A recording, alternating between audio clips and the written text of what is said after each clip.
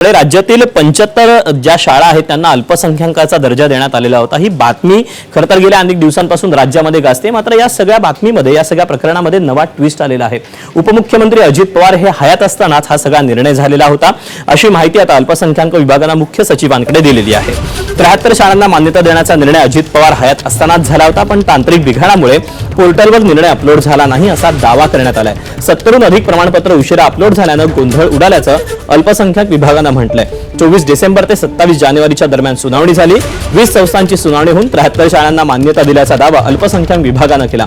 18 फेब्रुवारीला हे प्रकरण समोर आल्यानंतर अल्पसंख्याक विभागाने आपलं स्पष्टीकरण पाठवलं होतं, पण गेल्या महिनाभरापासून बंद असलेलं पोर्टल दादा गेल्यानंतर 3 तासांमध्ये कसं सुरू होतं आणि प्रमाणपत्र वाटपाचं खापर तांत्रिक बिघाडावर फोडून कुणाला तरी वाचवलं तर जात नाही ना, असेही सवाल उपस्थित केले जात आहेत। दरम्यान अल्पसंख्याक दर्जा देण्याला मुख्यमंत्री फडणवीसांनी स्थगिती दिली, शिवाय अल्पसंख्याक विभागाच्या सचिवांचंही निलंबन करण्यात आलं। या प्रकरणी चौकशीचे आदेश उपमुख्यमंत्री सुनेत्रा पवार यांनी दिलेले आहेत।